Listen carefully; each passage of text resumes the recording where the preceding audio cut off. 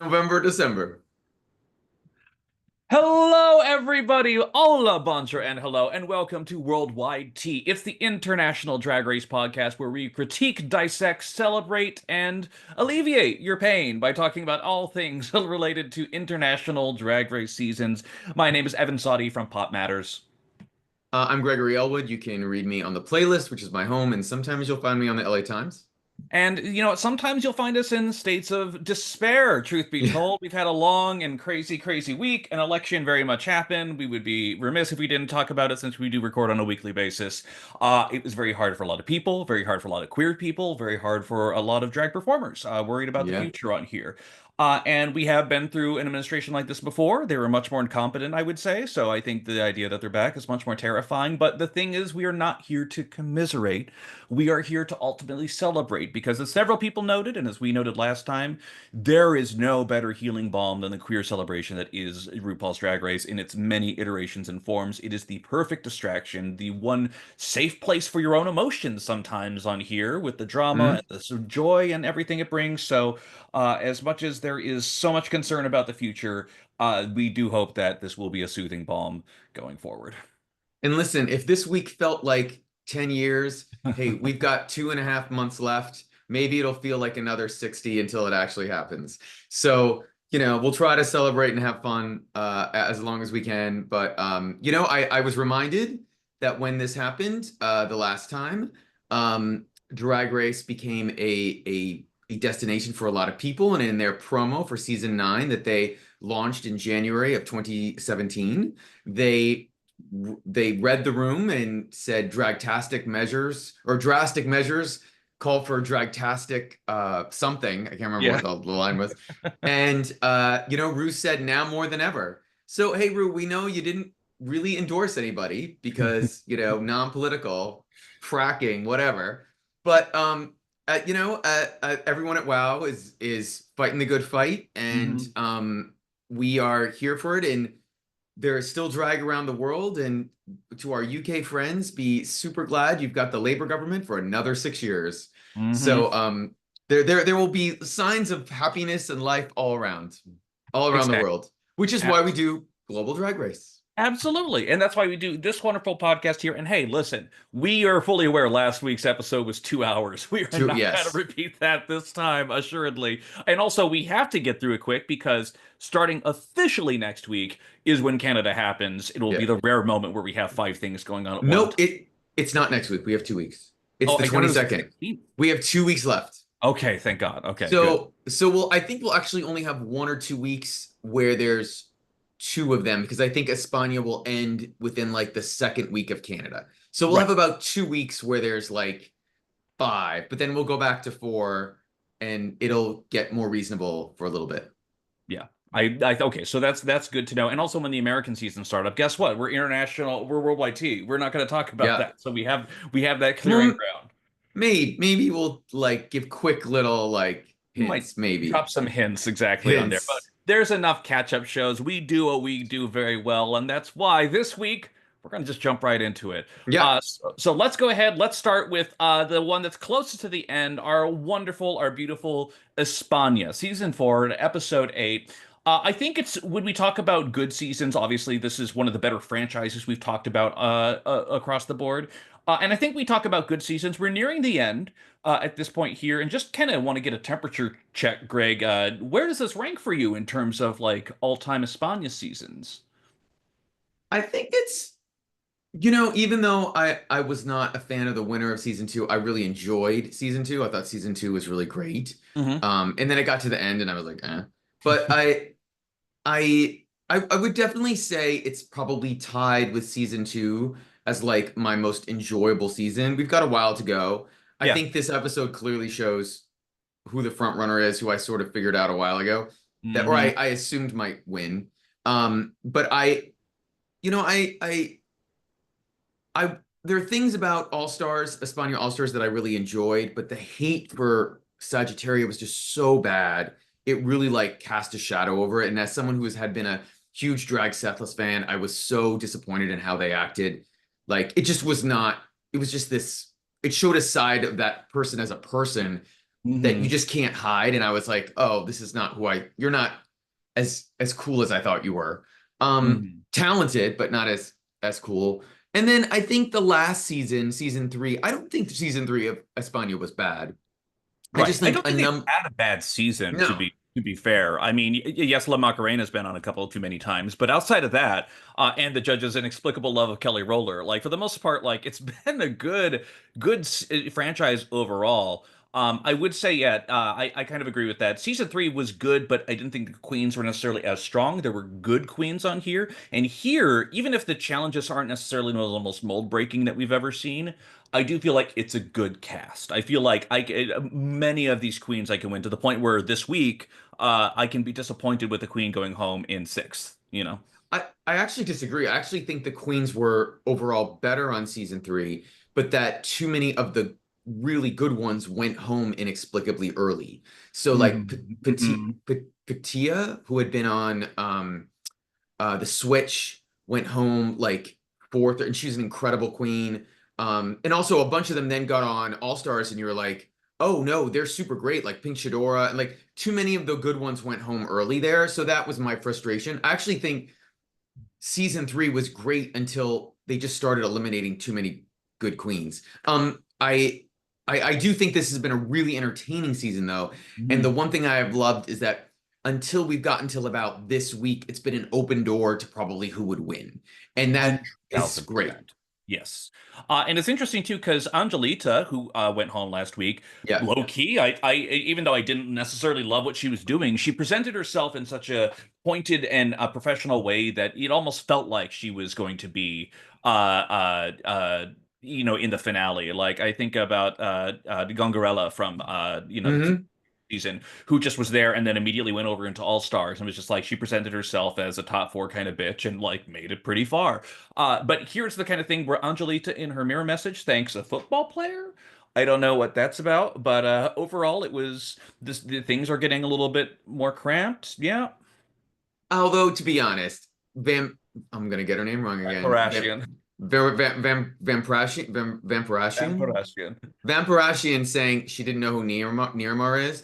I don't even follow global soccer and I know who Nearmar is. Like, girl, you live in Spain. Every freaking gay who's into football knows who fucking like, come on, whatever. It was like a little like, all right, you did that for the producers, but fine. Exactly. And I think that's also the thing to do, which I keep doing, which is I keep forgetting that the one thing we need to declare on our podcast, of course, all Oh, correct is valid. No queen ever deserves online hate. As American entertainment journalists, sometimes we may not get every cultural reference, but we always appreciate corrections. And there are truly some great queens who simply aren't good at drag race, and we celebrate them all the same. Worth mentioning on that too, because it was interesting as well for another queen, Vampirasian, to just be like, "Hey, we're giving y'all a great season," telling the camera directly at that point. It's just like, not yeah, I would agree with that too. I will I say, don't know. go ahead. I don't know, Vamp. Did they tell you were making it to the finale? Did you get in a good mood that day? Like, what's going on? Any hints? Anything else like that? Getting What? hints? It was cute the next day in the workroom. Maggie, all the other queens determined that she had, quote, an intermittent campness and that she wasn't gay, but she's actually a fairy. So they gave her a bracelet to celebrate Hmm. that. There wasn't necessarily, I don't know the full meaning on that, but it's still a very sweet moment for them to kind of bring her into the tribe a little bit.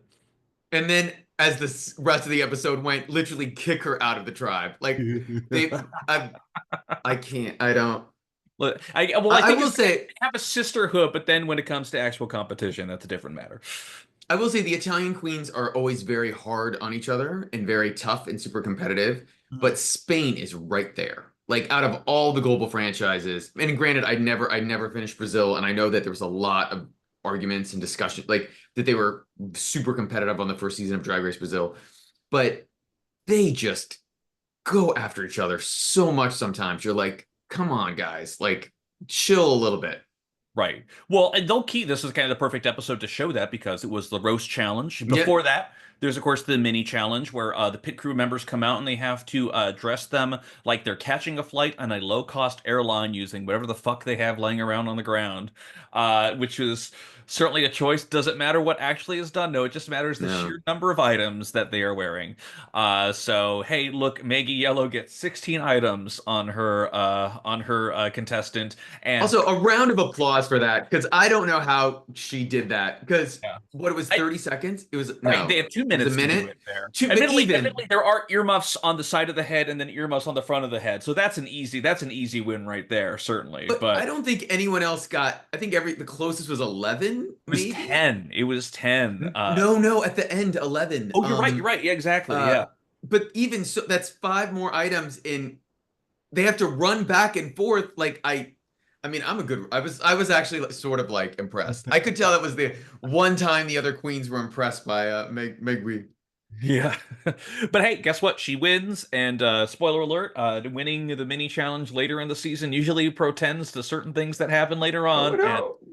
it does happen again, spoiler alert. But hey, at this point, she now gets to have the job of giving out awards to people because it's going to be an award-themed, roast-based Yeah. challenge. It's actually kind of fun. They've done it on the American and Canadian seasons before, so this is the kind of right in line.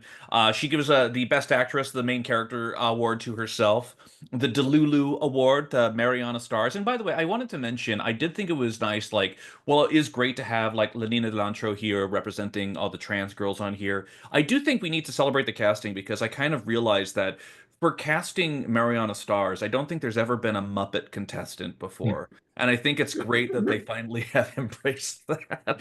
Uh, the Bad Bitch Award goes to La Coco, fairly obviously. Kind of the Delusional Trait Award goes to Chloe. The Shut Up, Mm, You're Really Annoying Award goes to La Nina. And the You're Still Here Award, I would have given it as well to Vampy. And yeah. there they have to go ahead and do a roast challenge for the Merichocho Awards. So wait, quick time out here. I granted perhaps too much of my focus had been on for most of the season on Angelita and on Lococo's sort of negative critiques. I don't remember La Nina being like a pain or like talking too much or like I thought that was a weird award. I was like, was this off-camera stuff that we didn't get that the producers saw? Like I was sort of surprised. I didn't think Right. It kind of she felt had like whatever was left almost at that point because oh it was the second to last, and You're Still Here definitely goes to the Vampy assuredly. Even though it's weird because again, as we talked about last week, La Nina, she's been in the bottom a lot. She turns out amazing lip syncs, clearly showing why she has the gumption to state to be here. But yeah, I don't know. I mean, I do kind of think about it too. I remember in season 3 of Espana, all the queens were kind of ganging up on Petita, yeah. who ultimately won. And just like a lot of it was just like you come from a rich family and a rich background, and you don't really have the gumption to do this. And it was weird because maybe this was a flaw of the editing or the story editing at the time because it really felt like a lot of the attacks for Petita kind of came out of nowhere. So she then got on the defensive, and then there was kind of a bitchiness that you could argue was there, but it just felt Yeah. like they were attacking her. Maybe there was some off-camera stuff on here, but similarly here, La Nina's been nothing but a sweetheart in almost everything she's. Yeah. Yeah. And also, I will say that if La Nina doesn't get to go on any international one that she wants to, the producers have 1000% used her to get rid of other queens. She's been in the bottom. Well, okay, she has lip synced four times, Yeah. right? And the third and out of the fourth one was because of the queen. She shouldn't have been low that week. Mhm. But they also, I want to go, and I'll go to this point in a second. I'll follow that up in a second. Out of those other three times, she probably should have been in the bottom or low twice. Like they clearly put her in there because they knew she was a great performer to like get rid of other queens. I feel like she did their dirty work. And if she wants to go on UK versus the world, or she wants to go on Global All Stars next, or she wants a guaranteed slot on Espana All Stars 2, like they should say, yes, here's your invitation. Absolutely. And it Oh, was and crazy. Go sorry, ahead. I didn't want to follow up. My other point was the one other thing that we missed that I don't know how we missed, and people online haven't missed, is before last week's episode with the Queen icon, which saved Vampire Sharon. We should have known there were only two left, and Hmm. that Vamp was one of them. And I hadn't even. I just like I don't know who it is. And it Right. was, the chances were 50-50. And I actually think the show did a bad job of, the queens should have talked about it. They should have Hmm. been like a moment uh in the workroom where they were like, well, it's got to be you, Vamp, or it's got to be you, and they never did that. I thought that was, in hindsight, so weird. Right. Because then also at the same time, like Lakoko hadn't been to the bottom. I mean, Nope. but also a queen could choose not to use it too. And when Chloe Vito went up with Mariana 2 weeks ago, like it's like, oh, does Chloe have it? Like again, it's kind of their option whether or not to. And again, they interrogated Vampy when they did it. Like, why did you feel like it? You should do it now. But it's done. It's done. It still was a lovely payoff, much like the chocolate, where it felt like stupid until it actually happened. Yeah. But yeah, it did its job there. The Queens, they go ahead, they go and get ready for the roast. They get some feedback on there right before the actual awards itself. They actually have a very frank discussion about being touched and being followed by people on Mhm. here. And I feel like this comes up in every season of some sort on there. Just because they're performing for you does not mean you get to honk their boobs, pull their hair, do other things like that. They are still artists and people, and it's always a strange exchange on there. So as always, a wonderful, passionate conversation about that.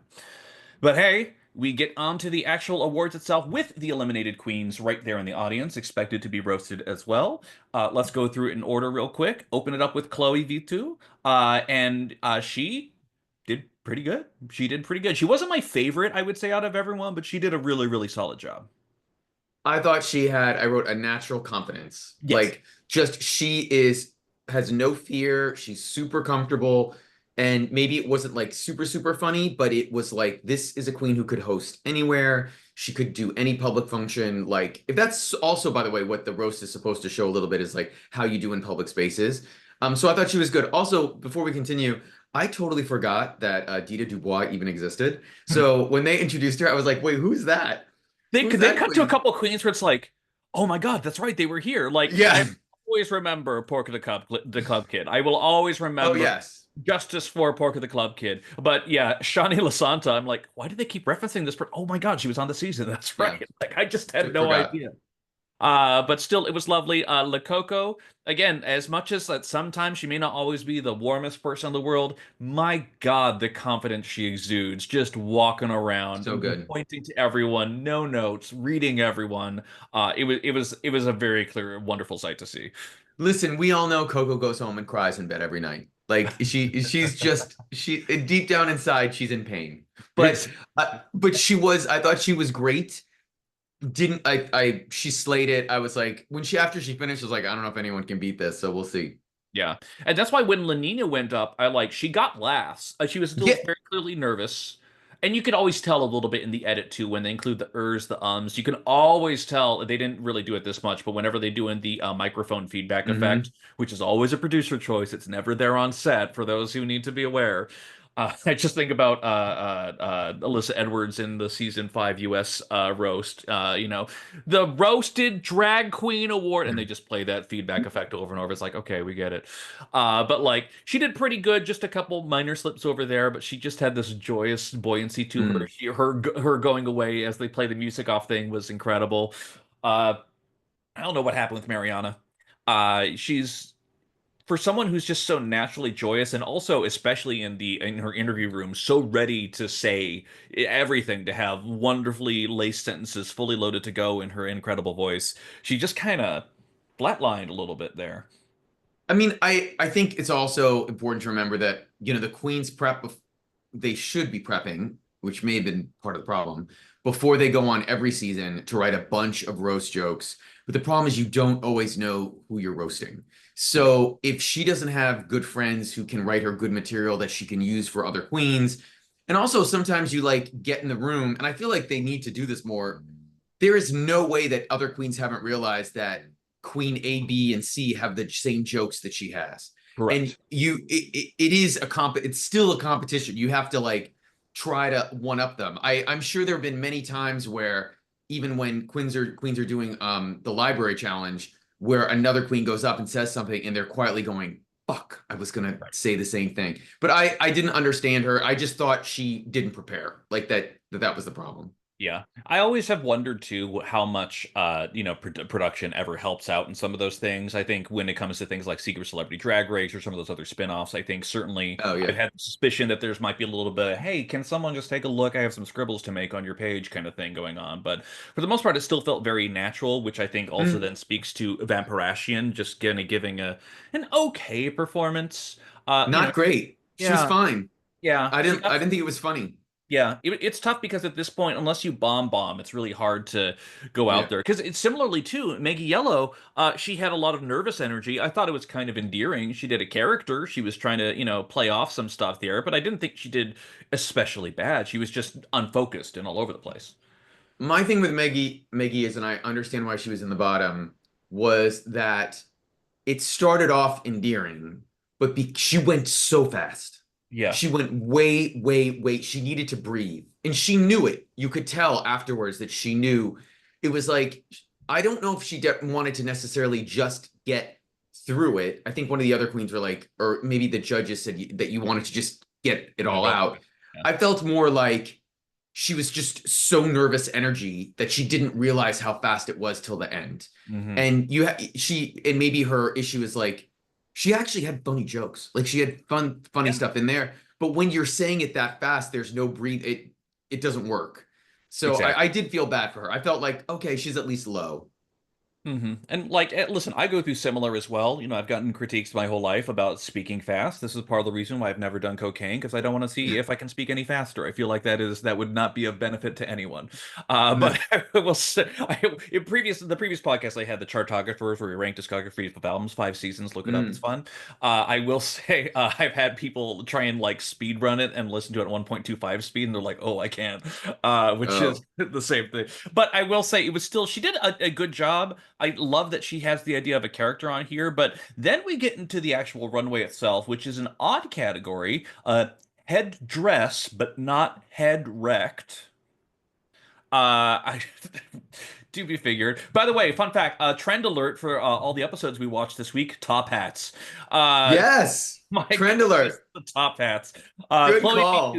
she has a black inflatable spike thing that blows up there. The judges seem to be really blown away with it. I feel like we've seen this before. I wasn't particularly stunned by it We myself. haven't seen it on the head, I don't think. But Yeah. I thought it looked, I'll say this again. I liked it. I thought it was cool. I thought for her it was fashion forward. And Hmm. also again, to anyone watching it, like black on these stages, like it doesn't play on television like it does in person. Correct. So it probably looked way even cooler and In slicker person. Yeah. because of what the material was. But all of the shine, maybe she needed to oil, this sounds so gross, but like oil it down or put something so it made it look Or more shiny. put But even some rhinestones on it. Have something on there yeah, so there's more reflective element to get shape and definition. I Right. loved it though. I thought the look was good. I don't know if it was, yeah, I agree I with don't you know that what we've seen I things. didn't like her beat. I thought her mug was Hmm. somewhat ill-fitting for what was going on. But hey, it was still overall good. Yeah. Vampy went over with kind of a top hat that just had this large black and white plumage over here. It was yet another showgirl look. It was fine. It was safe. It was It was acceptable. the 1930s look, like another Yeah. 19. Yeah, I thought it was like I've seen you do this before, and I wasn't impressed. I was like, okay. Yeah.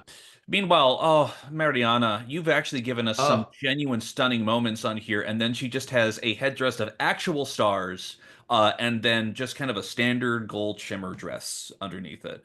except that dress was stunning, and Well, because it. what was the shape of it? It was like these like little like kind of isosceles triangle type things that were coming down, like all laced.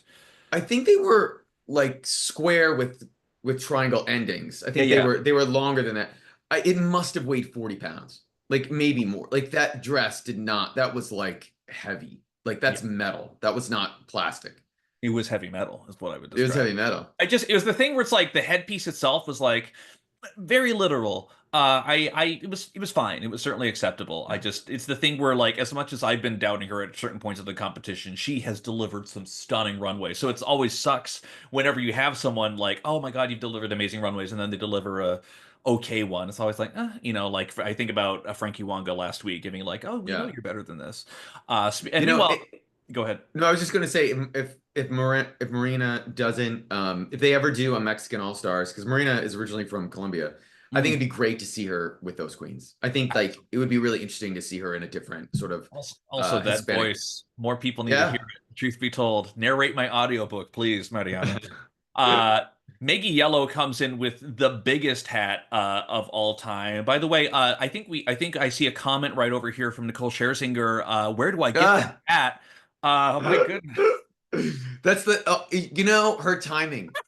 She just this week I actually thought that with Down Under when we talk about Down Under, like that hat. Yeah.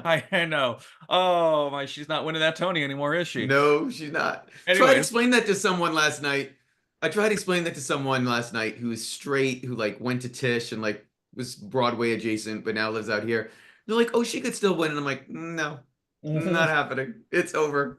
She'll I get nominated, but I don't know if she's I gonna know. win. I also love it too, where it's just like I didn't realize it. I just came across it. I have Jesus in my life. I'm like, yes, you randomly came across Russell Brand's Instagram Yes. of all places. Of I'm all sure places. that. Also, that statement was at least written over 12 hours. Like Oh, as someone who knows too many publicity statements, like that is what is it? Thin combed, like fine thin combed, like literally every word every word line precisely picked. reconsider. Yeah. Yeah, Yeah, I just she had her crisis management team on call, and I've seen the architectural digest of her house that she has up in Beverly Hills. She can afford a crisis team like oh that. Rest yes. assured. That said, Maggie Yellow, this giant fucking houndstooth hat with actual wig heads on it, with various hats on there, is one of the things where like. Could the execution have been a little bit more polished? Yes. Did I have Hmm. a great time looking at it? Absolutely. I really, really did.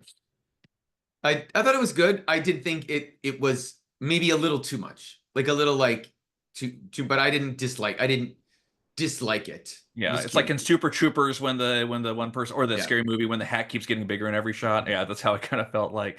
La Nina, with kind of a we've seen this red strappy kind of like straitjackety kind of thing before on there, but these monster anxiety hands, these Tim Burton-y things that came together, fantastic, Loved lovely it. look. Yeah, Loved fashion. I wrote fashion. Like yeah. just Uh, I'm like A given how plus. many times she's been in the bottom, I know she's not going to win the season, but I love her so much. I really do. But then again, here's the thing. Once again, even though there are times when I don't like her, Jesus fucking Christ, she dominated this episode. Coco's Titanic headpiece was chef's kiss. That's how you fucking do it. It was incredible, truly.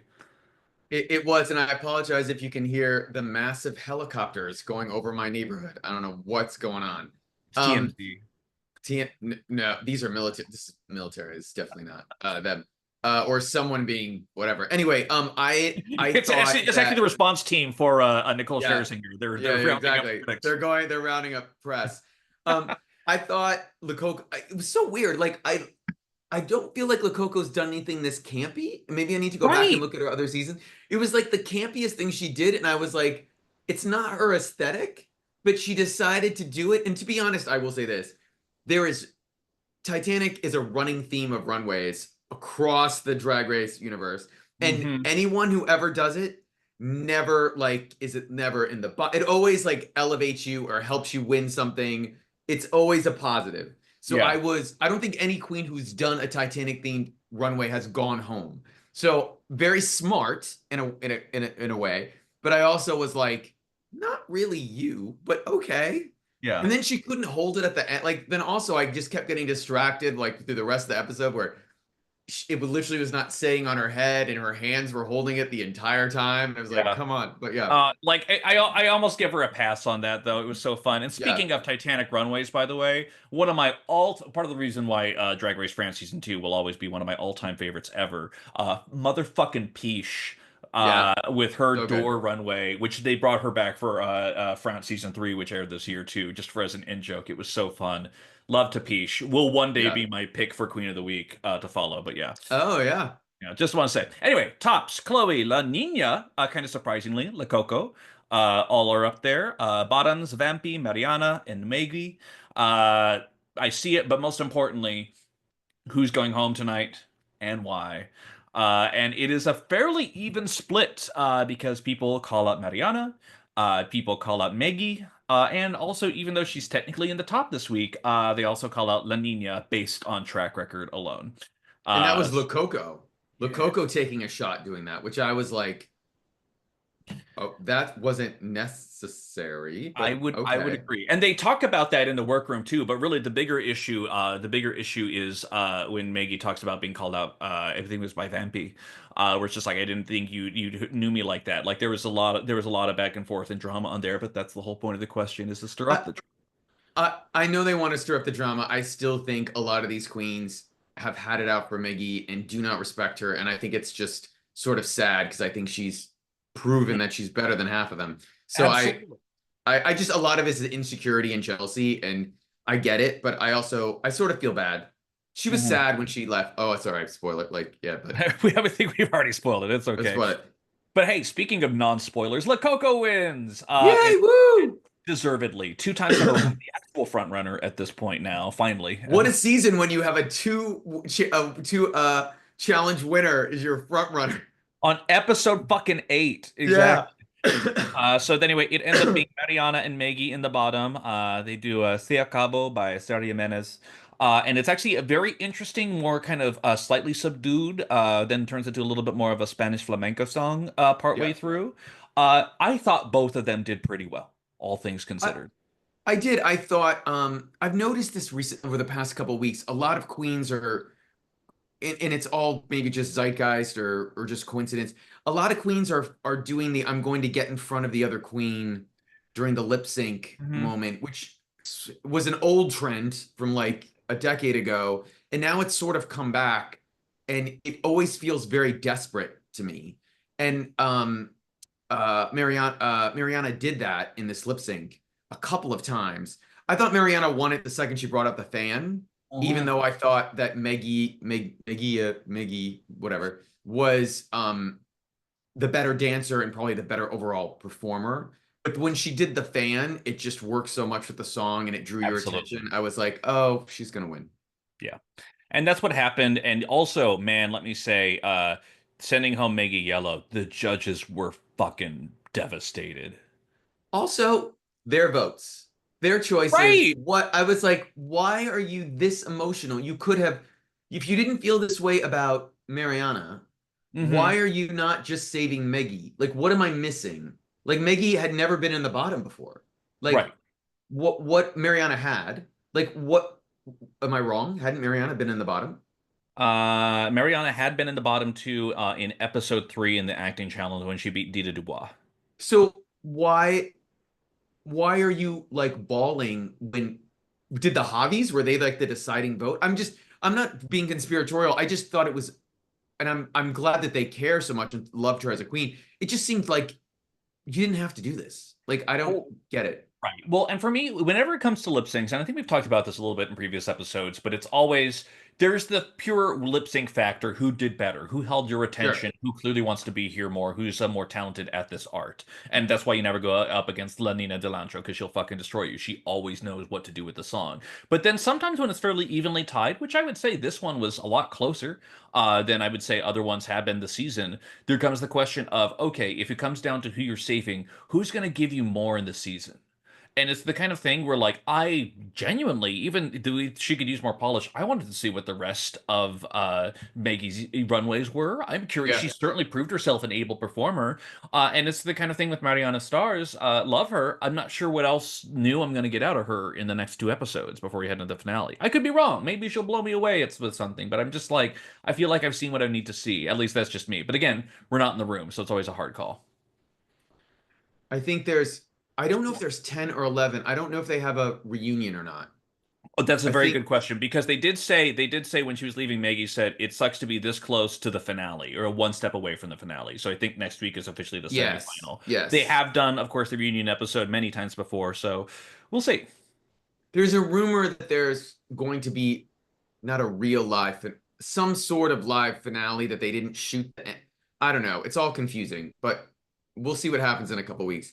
Yeah. The only other thing I want to say is that I love I'm very much looking forward to next week's episode because they brought in legends of drag from Spain to be the makeover mothers. So I guess what the queens don't realize is they have, my guess is what it is, and what they made it sound like in the preview is the queens have to make themselves look like those queens and not remake those, not make those Not queens look remake those like their queens in their daughters. image, but actually the contestants have to be the daughters Yes. to these drag queen legends, which is a really cool twist on it. This is when you know the producers are paying attention and being like, let's fuck with it a little bit. Because as always, bringing in queens who are not on the season, who may not be competitive at this point, is Yeah. always such a good thing. Give them exposure. Let them see some of these legends, these classics on here. I will say, even though I'm not sure how many people watched it, but Manila Luzon's Philippines drag competition Drag Den on the finale episode, they brought out some ancient queens in the finale episode, like 80 years old, 90 years old, like these some of these like true like actual legends who had been there just to give them their flowers, which was actually a really lovely gesture to have them be out there on the runway on here. So stuff like this, I'm always a fan of tying it into a history beyond just the scope of what the Runiverse may be. Listen, Evan, I want you to go up to Jane Fonda the next time you see her in Bristol Farms and call her ancient. Like, I want to hear that now. Ancient. My It's Lord. a If you're 100, you're ancient. But 80s in the 2020s, I don't know if that's ancient yet. Maybe, I don't know. Just funny. there, Sorry, I'm making myself. all I can say, let me just say about this one time. One time I was chatting with this one guy online, and there was someone else who was like kind of like may have maybe not been dating them, like messaged me on the side, like "Stay away, old man." And I was 24 at the time, and I just I will say that the definition will always change. It's just like like aren't you Old old man. now? Aren't you in your 30s? It's like oh you tiny baby queen. Oh, You'll one day so, you'll know. oh, I'm so sorry. Yeah, lot to learn. Lot to learn. And let me Exactly. tell you, it's gonna hurt. It's gonna hurt when you get that back at you. I know. Um, One of these days. Oh, but I but will say, again, mm, I was just gonna say a good Espana episode and yeah, a good season. Looking forward to what happens next. yeah. I know it's not possible. My pick to win is still Lenina Delancho. I just love her so Yeah. much. Oh, that would be the greatest comeback of all time to win. Well, low key, we already saw what happened with Ruby on the Nail in France this year. So, insane comebacks are fully possible. It is Yeah, within the realm of possibility. true. Queens you count out suddenly turning around and being in the top two, you never know. Never But know. hey, speaking of things that are less impossible and more predictable, let's go into Drag Race UK. Oh my gosh, the most like, yeah, Drag Race UK. Yes. Um, so this week's episode was the Rusical, and I Hmm. loved the idea of it. It was Top of the Pops. So people who are listening who are from the US do not understand what Top of the Pops is. Oh, It oh, it's I don't think it's on anymore, but it went much longer than its MTV equivalent. But it yes. was sort of like if you have any idea of like shows like American Bandstand or like Solid Gold, it was this idea where every week you come in and see a star lip sync or Hmm. pretend to be live singing their song while people danced around it. And or Soul Train, like very like Soul Train as well. And it went long. It like went into the aughts. So it is ingrained in British culture. I'm actually shocked it's taken this long to do a challenge around it because it was on the BBC. So Hmm. it's sort of surprising. So and I just thought it was a perfect way to do British pop stars. I also loved at the bottom they did a ticker of all the other stars, like great female pop Hmm. stars they could have done. And I thought it was really, and then they even said, "We're sorry if we missed you." Like they didn't want to get in trouble. Like I always thought that was really sort of cute. But I Right. loved the idea of the challenge. I was like very into the challenge. Yeah. It's also interesting because Top of the Pops, if you look up on YouTube, look up one of your favorite artists from the 80s or 90s, they've done an appearance on there. And it's fascinating too because most of the time on Top of the Pops, they had to lip sync. It was always more of a kind of a manufactured thing where just people would be there, they'd see their energy live or whatever. But it was largely studio recording. So here they have the Queens do it live, which is always such a distinct choice because you never know singing talent how that's going to read. Hmm. But then again, there are some queens who you don't think are especially well versed. You might think from the U.S. seasons, I'm thinking of Crystal Method during the Madonna Rusical, or from the Cher Rusical from season 10 of U.S. as well, which had a couple other contestants you didn't think could sing actually turn it out. Hmm. Cameron Michaels. Like there, it's fascinating to see kind of these homegrown talents, which you really see this time here. It's also interesting too because they basically casting is pretty easy all around. Lil plays Celia Black, the legendary UK queen. Lavoie does Shirley Bassey. Marmalade does Elton John. A surprising number of male people over here because Kyron does George Michael. I have Relicia thoughts about that, but we'll keep going. Relisa does Adele. Her comment on it is, quote, I'm a hometown glory hole, which, you know what? Relisa was so fucking funny this episode. I loved it so much. Charity was Kylie Minogue, who, as they note, is not British, but is still beloved by the British public, which is accurate, absolutely. Very true. And Octavia plays Jerry Hollowell. Who, as Lavoie notes in the character description, invented fascism, which is incredible moments all around. Also, credit to Lil for showing up at the rehearsal in the full feathered boa, dressed like a diva, ready to go moment there. Well, some interesting casting choices. Greg, let me know your I, thoughts. I actually didn't. It all worked out. It was a very good musical. I'm not going to complain about the Yes. musical. Some have I said it's one of the actually best ones they've ever done. I wouldn't go that far. I did enjoy no. The UK again. The UK fans get like very like if you go online, they thought it was hyperbolic. great at hyperbolic, but they were hyperbolic about Ginger Johnson. So whatever. I did think I thought some of the choices were a little. I actually bet the producers were surprised. Yes. I actually thought Kieran or Marmalade would have been a much better Kylie Minogue. I thought that Octavia would have been a better Elton John. And Yes. I thought look, I think the only ones that were like, okay, this makes sense was Lavoie doing Shirley Bassey, which I literally think was like a gift from the freaking producers. Because I'm telling you, I know I think she said she's never done Shirley Bassey before. I think it's a fucking lie. I'm pretty sure That she's is a. done it Here's the many thing. times. Here's the thing. Shirley Bassey's vibrato is so distinct. There's this throatiness to it that is so low and unique to her. And Lavoie, I mean, she is a trained professional singer, but she did exactly that. Like Yeah, it wasn't like Relisa where she's doing Adele, but she's doing it in basically her own voice because it's really hard to do that yeah. Adele pronunciation. Lavoie was Shirley Bassey. She did Oh, the exact way that it needs to be done on there. Listen, I she was at Quads in Palm Springs for a little bit there. They were playing some Shirley Bassey videos, and I got some real. It's like it just became so clear that week of just to be like, yeah, it's almost precisely the same. Yeah, There is no way she's never not done Shirley Bassey before. Like right. I refuse. Like literally, she's from Bianca Del Rio is a friend of her, and she'd literally like roll her eyes at her, like, "Girl, please." I did want to say though too is I listen. I still think Kieran's gonna win. I think she deserves to win. I think she's super talented. Um, I I am frustrated that she's done three male slash king characters on one season, and it's Yeah. not because I don't think that aspect of drag or costuming or that drag can be more than one thing is a bad thing. I just feel like it's a little bit of it's becoming a crutch. And the whole, I just don't, it makes me feel like some of the highs are unearned because at this point, I don't even know if she's even, sometimes I'm like, well, wait, are you a great drag queen or are you a great actor? Like, what am I missing here now?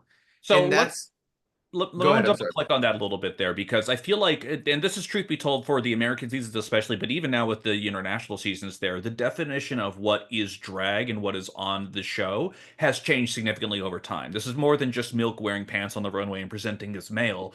It's now the point where there's still the campaigns like let's get a drag king on there. Let's actually like push Sure. for certain things. Now the show is still very cleared for drag queens altogether, but even with the UK, I think about UK season 3 when they had Charity Case on. Charity Case is barely a drag queen. Yes, she has Yeah. heels on, but she is a monster creature thing. Like she is almost genderless to a degree as well. And honestly, you can maybe even say some of that too about Cheddar Gorgeous, who definitely does barely defines as female on there. She is a non-binary performer. A drag Yeah. is an art form on there. So I think that this is a very good discussion. Having Danny Beard on, I think, was also healthy for the show too, because very Sure. clearly you don't have to fit a certain definition. And even on Canada versus the World season 1, when you had Scone, Victoria Scone. Victoria Victoria Scone Scone. And when she came out in her Fabio runway, when she did her like Yeah. actual like masculine suit, like it was such a shock to the system in such a wonderful way. So like I absolutely get that. I absolutely get that criticism on there. And I guess the thing is now that you say that, and I'm just kind of thinking about it in real time, I'm like,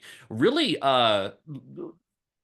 Kyron hasn't really given us Vava Voom. She hasn't really given us a lot of traditional woman altogether. I'm even thinking about some of the other weeks on there. Like she does it certainly, but it's just not her main angle or goal. So drag queen in the sense she participates in the art of drag, but definitely not female presenting as much as you would think. Not as much as you would think. And again, if this was the last episode and we were 10 episodes in, but we're Mhm. only on episode, what, 6? Or was this This episode is 6? 7. Okay. I just, 3 times is a lot for Yeah. for a 10 episode season. If it was the US season and it's 16 episodes and the finale did it 8 three double times over like, saves, yeah, like chocolate. Yeah. I'm like, okay, like it's been spread out. I don't want it did not make me uncomfortable. It made me frustrated. I felt like it was a crutch for her to pick the character, and I want her to prove herself more. So Absolutely. that was more my take. Yeah. And But the we thing is, should but over oh go ahead, sorry. oh yeah, but she is still a consummate professional. It's the kind of thing where low key, and some you hear this with some queens, especially when it comes to casting of any challenge. Like sometimes the role matters, and sometimes it doesn't matter. You'll just Yeah. knock it out of the park. It doesn't matter what order you put me on for the roast. I'll still kill it either way. Like it was the kind of thing where like Kyron on stage, if she felt it, she was going to feel it, and of course she did. So I'm not surprised that she ended up being in the top. I will say, despite all the characters maybe not being what I personally would have thought was ideal, I still thought overall they all did. It was very. I think this is one of those rare episodes where the runway determined way more of like the bottoms and the tops than the performances. I thought the only queen who really sort of suffered was Lil, who when she had to do a musical number or sing and wasn't doing the hosting part of Cilia, which was perfect for her, she really floundered. Like that was very obvious. But I also thought that Relisa was absolutely incredible. And to be honest, I low-key thought she should have won. Like She I thought absolutely she should have fucking won. should have Thank you won. for saying that. She I really. I thought This was her Lavoie was week. doing something easy and that Relisa had the hardest vocal. I actually think maybe they also thought Lavoie would do Adele because she's such a singer and Hmm. that's her brand, but I think she was afraid of it. She even said, "I'm going to go. They think I do these old characters. I'm good. I did Liza. I'm gonna do Shirley." Like she sees a road Elaine. for her, a lane, Yeah, and she's taking it.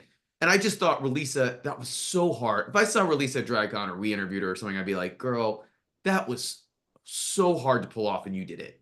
exactly. And Also, wait, oh, go ahead. no, go ahead. I'm sorry. I'm gonna let I was somebody going to else while say, you're and release it if you're listening to this, worldwide tea podcast at gmail.com. If you want to share your thoughts, swing on by. Certainly, we will absolutely hear you out on there. Also, I did think and it was a couple quick quotes on there. Michelle to releases Adele, you literally turned into Dick Van Dyke at one point. When she did more of the Cockney homie accent. And then Relecia talking about Octavia's dance rehearsal quote, like a chihuahua who had too much caffeine. Which is for just Actavia in general, I think. I don't think there's anything outside the norm for that. no. Also, I was just gonna add, stream One Track Mind by Becky Hill and Relisa. It's available on all streaming services because she'll get half a penny or 0.13% stream for every listen you do. Yeah, I think that converts it to at least £1, I think. 1 pound. There, Yeah. exactly. On there. By the way, I hear she's great live. I hear she is due. Oh, Becky or Relisa? Becky. Becky's amazing. I saw Becky Hill on Friday night. Not to it was a nice respite from the week. And if you can ever see Becky Hill, she's still in the middle of her US tour. I think she just did San Francisco last night. She's I think got 5 more cities to go. She's probably doing Chicago and New York soon. Go see Becky Hill. Fucking Yeah. amazing. And Becky Hill, if you have thoughts about releases, runways, worldwide tea podcast at gmail. Yes, please. Reach out. That said, we go into the category for the runway. It is Night of a Thousand Princess Dies, which is very interesting because it's the thing where, especially as big, stupid, dumb American like myself, there's not as many iconic looks that I immediately reference. Obviously, wedding dress, the revenge dress. I think there's a couple other things on there. So it was interesting to see some of the pivots that some people did. But again, it's not usually my immediate realm of cultural reference. So It that's why I some queens went outside the bounds. Go ahead. Well, I mean, also it's been over 20 years. I Yeah. think it's been 25 years since she passed away. But I mean, I think it is sort of smart. Like when they did this the final season of The Crown had just ended. So chances are a lot of Brits, at least, had watched The Crown, and there were a lot of outfits that were recreated for that. So I was like, okay, I was like, I was correct. A lot of the references were outfits that were recreated or were even in Spencer recreated for that. So Mhm. I was like, and she's iconic. She is, it'd Absolutely. sort of be like, I'm trying to think of good. It would be like if Cher had died, this is horrible to say. If Cher had died in like 2010, people would still know what to reference for like Mhm. decades before. But anyway, I thought it was an interesting runway. That's Yeah, why I I did would. think it was also kind of telling too when Rue had to ask some of the queens. It's just like, so you had to research her. What did you learn? Like they kind of have to, this is Mm, very much it's a bunch of younger people, so they have to make these points. Let's just do the rundown real quick. Lil, she shows up in the wide white wedding dress, which is actually kind of great, and then tears into a the revenge dress, but with matching her tattoos a little bit more leather on there. It was okay. I liked like the it. wedding dress more than the revenge dress portion. I thought it was fine. I thought it was good, and I thought it was smart. I thought it was like you thought about the sign, you thought about the The challenge two and most iconic executed. looks. Yeah. Yeah. Relisa, she has this gold fez look thing that I'm just sorry, it was ill-fitting. It made it low key. If it was going to be as heavy as it was weighed in terms of the final assessment, I think it may have cost her the win. Truth be told. I liked it. I thought it was a little bit of the Madonna kimono. You're thinking too much about this. Like, don't overthink it. And I think, I don't know if people know this, but on the US seasons now, they make sure all the queens, as much as possible, are not doing the same thing. Like, they actually have to pick before they even go. But And apparently, in next week's not episode of Down Under, we're going to get two Mrs. Clauses for Snatch Game. well, not in Snatch Game, but in for runways. If Yes. they do a night of whatever, they don't want that embarrassment anymore. Yeah. But yeah, I thought I liked what Relisa was wearing. I just thought it didn't. It probably hurt her and cost her the win. Yeah. Also, y'all, if y'all want some surreal entertainment, season 4 Canada's Drag Race, two Jennifer Coolidges right next to each other on Snatch Game. It is a trip and a half, let me tell you. Trip and a half. Yeah. Chara T, I'm glad they read her for the fucking Margaret Thatcher wig, because that was god awful. She Listen, read herself later on. She knew. yeah, She read exactly. herself. And it's the kind of thing where it's like, as charming and as endearing as herself, she's made herself over the course of several episodes. Her runways just unfortunately are not at the level of the rest of the people that are remaining. No, Yeah, which not at is a all. tough part. Meanwhile, Octavia was in what I would affectionately describe as Golden Girls cosplay, with that outfit. Uh, God, it was You nailed it. I was looking for a reference. That's exact. I couldn't. I was like, what is she doing? And that it. Not only is it Golden Girls cosplay, that is the Golden Girls theatrical experience. I'm trying to think like Drew Droege does it, Jackie B right. does Yeah, it, yeah, yeah, yeah, yeah. Alaska does it, like where you go see a staging of a Girls episode. That is what that was. And Uh, also, I don't even know what dress she's even referencing for Princess Diana. It's the most right. generic green 80s-ish dress. Well, Like, and problem, if I fault the producers a little bit on this one here because they didn't show any reference photos for what they were trying to do, that which was they have weird. done in other seasons before. And I'm not sure if it's a licensing thing with the BBC. I know they do it in the US before because even when they had the Night of a Thousand Michelle Visage's runway, they were able to get Yeah. shots of her on townies. They were able to get shots of her like at hosting gigs. Obviously, the internal stuff they can do, but like they always at least pay the licensing fee for the photographer to get that reference photo. So why they weren't able to do it for these references, I don't know. But it would But have I been feel like on other UK seasons they have shown reference photos. yeah. So that was a little odd. I'm really curious. Maybe there was something because it was Diana and they didn't want to. I don't know. It Show might have show been how a bad some had fallen off the mark. I don't know, but yeah, it was. no. I think it was more like they didn't want to stir up. I don't know. The BBC has weird government rule. Like I don't. Who Well, and knows? also Like to your credit, though, It's a government channel. It's funded by the government.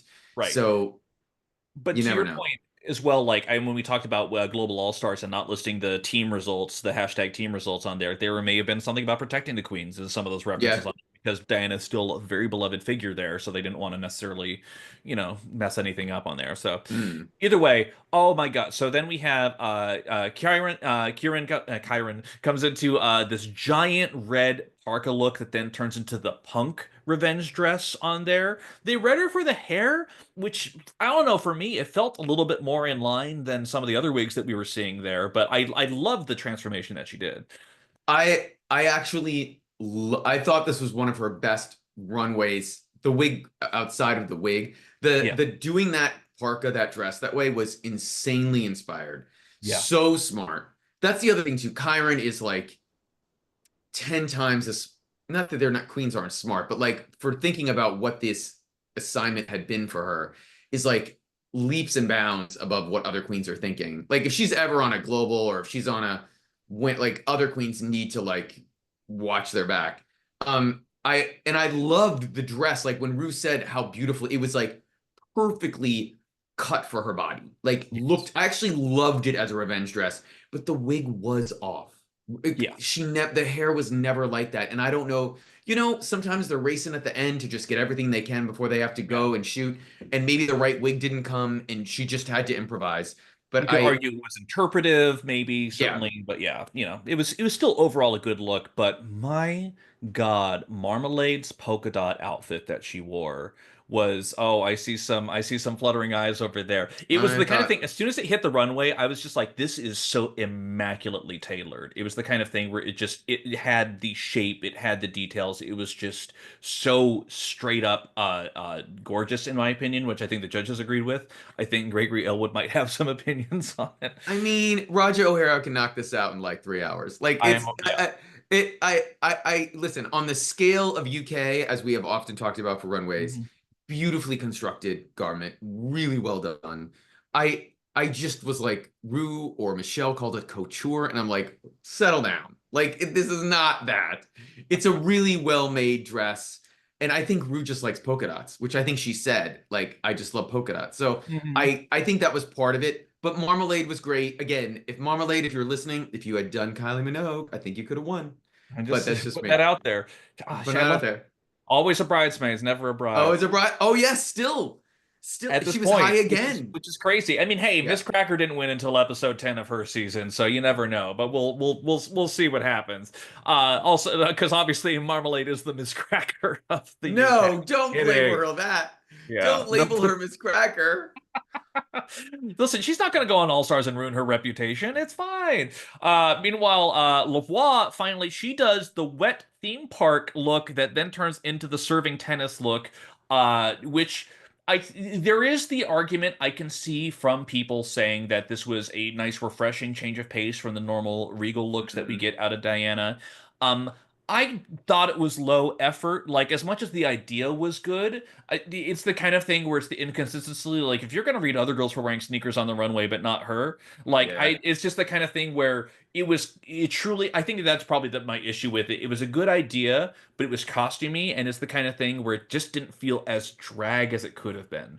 Because I felt like in some of these other instances, it really was a drag iteration of the revenge dress of some of these other looks on here, and here it was just more cosplay than anything else. Not that there's anything necessarily wrong with it, it just didn't feel like the same level of effort.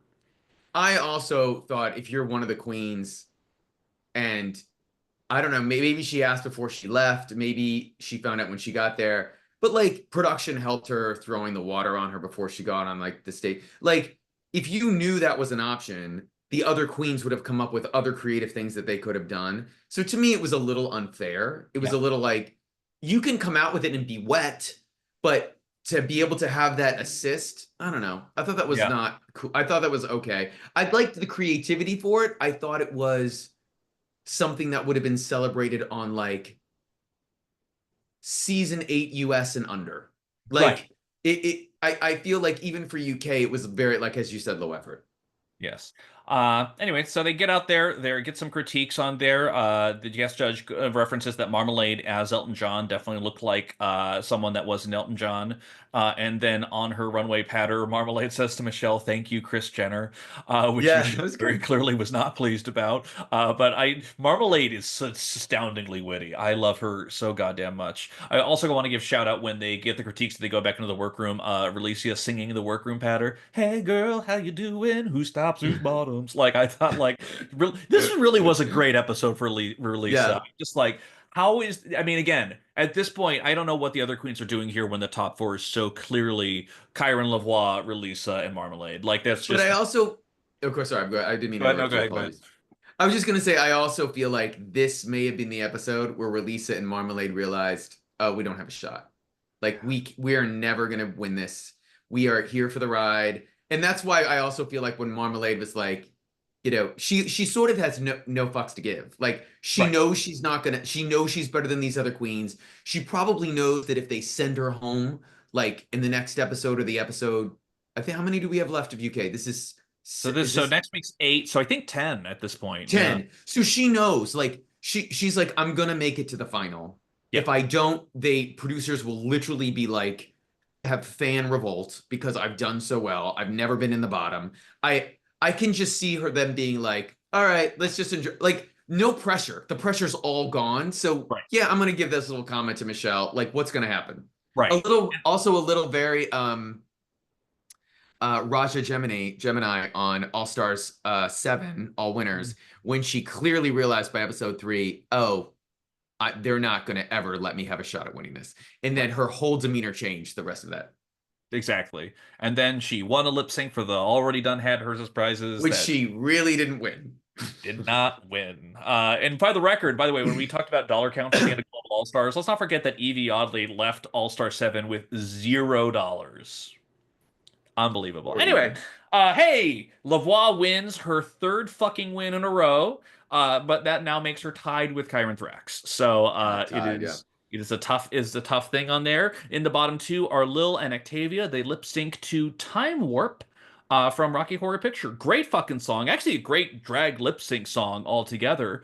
And listen, Octavia, she's going to have all the energy of just bouncing and throwing herself around. Lil, with that face that you can never tear yourself away from, she will always give you performance. And it was actually, I thought, a pretty tight lip sync, Yeah. all things considered.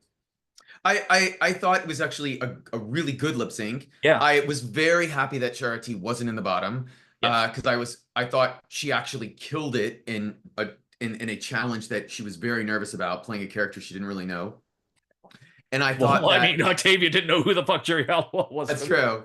But I also thought that like Octavia probably saw it coming when she was low because I forgot she'd already been bottom twice. So Mhm. this was her third time in the bottom.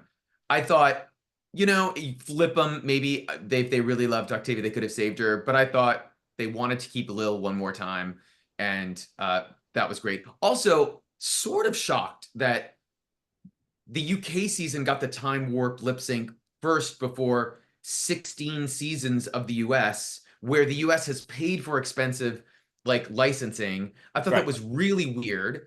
And or maybe odd or random. Maybe Paramount doesn't think it's a gay. It's an American movie. Like Right. I was sort of shocked, but I'm also happy it happened. And also I don't know if you know this, is that actually the song from the movie or is it from the stage version of it? It is from the movie because I recognize that exact version when it was on the soundtrack to the Drew Carey Show of all things, because they Okay. have so many musical numbers on there, the Vogue's 5 O'Clock World, so many other things. So I actually remember that version because there's a very famous episode when they do that and Peaches and Herb right next to each other in competition. So yes, I believe that's Okay. directly from the movie. Yeah. That's good. And then we know where the season's going. It's very entertaining. And the only thing that I was like I not a sour note, but when they showed the preview for next week and like the queens are like I listen, I get it. You're sequestered. You don't see your family and friends for a massive 3 weeks, and you're crying like you haven't seen them in like 5 years.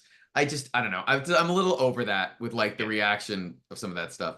It is the kind of thing too where I do think about like in a competition setting, like as someone who's done theater competitions and other things like Yeah. that before, like being in there, like I'm sure it's the thing where it is probably much more contentious as it can. And it's also, again, as the infamous phrase, watching Drag Race makes you a fan of a TV show, not necessarily drag. It's the other kind of thing where I'm always like, man, it's so easy to critique things I could never fucking do myself in any way whatsoever. And it's the kind of thing where I am always like, it probably is more psychologically damaging there, but also I sometimes feel like the strength of the show isn't necessarily even the runways or your talent, but how well you adapt to it. And Yeah. low key, I think about earlier this season, Yuri Pota from Philippines, who she just crashed out in the middle of her lip sync, like straight through. Hmm. And it was tough to see because, like, oh my God, she is talented. She can perform. She does have great one-ways, but the format, something about it was absolutely getting to her as well. So I will say, it kind of depends on the season, but I have typically enjoyed the makeover challenges, especially when family members are involved, because there is Yeah. a nice vulnerable moment that you get to see. But we'll see. I do know that it looks like Lavoie is not going to tuck her dad, which, quite frankly, you know what? I understand completely. That is an acceptable modus operandi there. I still, obviously, I'm going to be still Team Kyra until the end, unless something insane happens. I I literally would take and all the money I have in Vegas and bet on it, and I don't even know if that's happening. I have no idea, but I just yeah. Yeah. Anyway, Well, yeah. fun season, Yeah. and I think our even numbered UK seasons being good rule still applies. yes, agreed, totally Absolutely. agree. So, but hey, we'll see if that applies to Thailand, because we are already up to episode 4 on this bad boy. Also, not an even number season. It's That the is third season. that is correct. And oh boy, it I will say it is endearing itself to me a little bit more as it goes on. I'm Yep. not sure if I would call it great at this point. And very specifically, it's a this episode of the week. It's a acting challenge. They have to do a thing.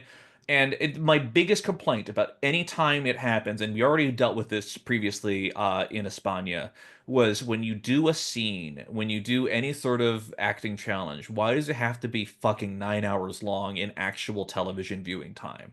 Because I it's I yeah, yeah, I did not understand why it was so long. But to be honest, I know they had a lot of characters because they did. This felt like a challenge they should have waited for like another two episodes, send another two queens home, make it shorter. But I also think maybe they thought, okay, when we see them act, we're gonna have a better shot early on about who is actually worth keeping around and who's not. hmm. So yeah, long story short, it starts out with people reading the note that Karamite left to Spicy Sunshine, quote, sent home by the winner. Sure. Very, very nice. I'm glad she accepted it that much. Everyone comes to the workroom the next day shouting out Benze Diva's verse from Sip Sip Sip, calling her the queen of all pussies. Love that, certainly. Meanwhile, Pangina, she walks in the workroom in the kind of this yellow jacket look, and then her look later on the runway. Some of the best looks she's given so far. Yeah, she looked Actually, great. she's really serving it, despite the fact that we still have mic issues. Yes. We are, but it's a little bit better this episode. Still very echoey, limity at certain Someone points. told me, someone said to me that that they thought that they'd read online that the fans thought it was endearing. No, no, not endearing. Like, it's the kind of thing too. Delude yourself that that's what it is. It's the kind of thing, the Delulu Award, by the way. Yeah. It's also the kind of thing where it's like, well, listen, we've been used to the show it so many times, and while there is like, the early Philippine season, there is kind of a pick yourself up by your bootstraps, we're throwing the show together no matter what kind of thing. The show has gotten the production for all these seasons has gotten to a point where it's very clear there's a standard to be expected. So unfortunately, Yeah. yeah, we're gonna hold it to a standard. I'm sorry, I will complain. 100%. But that said, the mini challenge is the Glamagorn, where they have to strike a pose as a hard-working person that is trying to try out drag for the first time. Man, lots of gender bending all across the board this season, this week, that we're running into.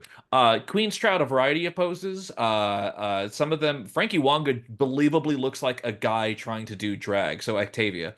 And so I think is actually doing pretty good. I didn't have any particularly strong feelings about it. The queens love reading each other though, and Nani Safira ends up winning for reasons. I thought it was fine. I was like, what? Whatever. It was like it was, sometimes mini challenges are fun, sometimes they're not. And this one was, I literally forgot about it till you started talking about it again because it had no relevance to the rest of the episode. Exactly. Like it kind of tied into casting the acting challenge for the House of Lock something or other. It is a Pig Latin reference that they're trying to make in there. Shotgun does teach us briefly about the term gang, which means a masculine form of gay man, because previously even kind of Hmm. speaks to what we are talking about early in the week when they gave Maggie Yellow in Espanya the honorary fairy title, masculine, feminine, different types of gay that happens over there or how they define it over there. I think it's very interesting to dive into the culture. But yeah, they go into this acting challenge. It's just long story short, it takes on for fucking ever. Listen, we're not going to go over this week. I don't have a lot to say about it. No, we don't have to talk that much. I will say I did like that they brought in a well-respected professional Yes. soap writer from Thailand. They flew him over, and I thought he gave good notes. And I think something also really important, and for anyone who watched this episode, is they're clearly doing this is a very specific version of Thai drama, Thai soap. Hmm. Just like a melodrama or in Mexico or Brazil or in Europe. And I think that I had to keep reminding myself while I was watching it. I did think it was too long. My entire takeaways from the whole episode is like, okay, I guess, with the winner was ZP, right? Yes, the ZP Yes. ultimately won the challenge. And Yeah. and I thought she absolutely killed it. And I thought the challenge, I was like, it was very obvious her character had the most to do, was sort of taking over the scene in a good way. But I also was like, when they started doing and I'm not don't mean to get ahead of ourselves, but like when they started referencing like who was safe, and like I was shocked Gigi Ferocious wasn't low. Like I thought she was barely there. She had a blank 50-yard stare at some Yeah. point through the challenge. I'm like, what are you doing? Yeah. But they thought she was fine. I was like, okay, I don't really understand what's happening here. And I could not tell because I don't speak the language, and I 1000% understand this, what Shotgun was doing wrong with the character. And maybe that is no doubt a cultural, like, not misunderstanding, but like naivete on my part. And I'm super curious, like what was expected from that character that Shotgun did wrong, because I didn't think Shotgun ever felt nervous. Didn't seem like they messed up their lines. Like be Mhm. like who's the one who played the daughter, like who came in and like kept screwing up their lines. It's Oh, I the think other was trans queen. Uh uh was that he, Nane? No, no, no, the one no. who does the Benze pussy. Diva. There was oh yeah. Benze. So Benze Diva, like I was like, oh, okay, you're screwing this up bad. Like you can tell. Like, but I just thought it was a better episode in terms that I felt like production was getting its footing a little bit more. And I thought that Pangina was getting her footing a little bit more, mixing up the English and the Thai like more appropriately. Mhm. And then I thought the runways were at least interesting. So Right. I that's sort of what I took away from this one. Yeah, I think it was weird that they had a physical practical set, but they still had to mime things like the door. Like I just there was this weird Yeah, disconnect that was going on with some of the stuff that they were doing there. I honestly I wrote down Gigi looks like a poor Trump impression with whatever she was doing. Just yeah. because it was just an odd look. Frankie Wonga, yeah, I know I've seen her as boy, but she looked kind of hot. In Ah, that one there, and Godland really turned it the fuck out. I thought she really did great. Although at the end, when like the police are coming on and they're arresting someone, we're letting the pit crew members wear shoes now. Things are go ah. wackadoo over in Thailand. That's all I can say. Uh, Hey, listen, maybe that set wasn't sanitary and he needed to wear shoes. Who knows? fully possible, absolutely. But hey, the category is hats the way I like it. Nicole Scherzinger is very interested. Let's give a look here real quick. Frankie Wanga, she has this kind of like silver like Demetrius hat with an arrow through it. Wasn't feeling it. It wasn't my favorite from her. For something that's supposed to be, again, I always use the rubric of if you look at the outfit by itself, can you guess what the runway is? I wouldn't have gotten hat focused based on that look. So I was a little I thought it disappointed. was the her weakest look out of the three so far. Or Yeah, she's done four, I guess. yeah. No, I thought it So was absolutely. And listen, if that's her weakest, bless. Like, absolutely, she still looks yeah, stunning, and she her still looked face. good. Oh my God. Gigi Ferocious wore a big cap. She wore a big flappy thing that had some studs on the outside. I was pretty disappointed with it. I'll be fully I honest. thought it was a great idea that looked like it was not well made. Like that was Yes. the problem with it. Meanwhile, Benze Diva in a dress that's just a top hat. Okay, it That was was not. falling apart. It was also the top of it was falling apart, even on her first pass on the runway. Yeah, Like I did not understand what I like the idea, but the yes. execution Well, was not great. Because then, and then immediately right afterwards, Spicy Sunshine, she has a giant top hat as well, but then takes it off to reveal a series of top hats over there. Oh, stunning. Spicy Sunshine turned it the fuck out this week. I Yeah, don't know where she was the last couple episodes, but it's like, girl, you're not lip syncing this week. I'll tell you that much. My God, it was she was actually great. fantastic. Yeah. Siram Pushi, she had this tall shimmer long gnome hat over there. She definitely feels like I know she's the American queen and she has money. She was in the top this week, which I don't necessarily I agreed with on there. And I'm glad they read her runway a little bit. But it was the kind of thing where it was just this she has a lot of money and not a lot of focus, I think is how I would describe her I, outfits that we've I seen so don't far. think she has a lot of money. I just think she has more money than the queens from Thailand. She lives in Vegas. She doesn't Yeah. do drag full time. I just want to make sure we're like, she's Aligning not our a expectations. rich, she's Yeah. not like she's not a Nepo baby or something, or like with family money or something. Yeah. I just think she's also, I think I mentioned this in a previous episode. If you look at her Insta or hear her talk about her drag career, she's done a ton of pageants. And I think she just her like this could have been something that actually came out of her drag closet because it's representative of a temple and it's like I think some of her looks are clearly like, oh, you didn't make this, you already had this ready and it worked Mhm. and it looked great. I actually thought I'm glad she was high. I feel like again she would have a shot to win this season if she was not an American or not living in America. I feel like that's just gonna, you know, Yeah. kill her chances. Absolutely. And to that end, too, Godlin, who she had this kind of ripped up sun hat look that was kind of like done into almost a flower shape on there. I actually really liked what she had this week It overall. was And I good. really liked what she did in the challenge. I was actually kind of stunned she was safe, if I'm being fully honest. ZP, she had this black and white dress, which just kind of had like a hat on the side and everything else kind of blended into it. I didn't really. The hat was the focal point of the dress, but then her actual head had kind of like the rim of the hat kind of forming a kind of a fascinator.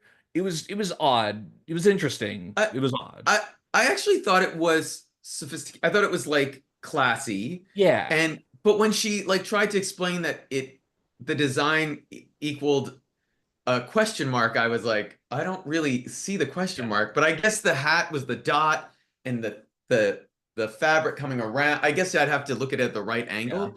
But I thought she looked great, even if it might not have been exactly what she thought it was. Yeah, her description elicited a question mark for me, but I don't think I necessarily got it.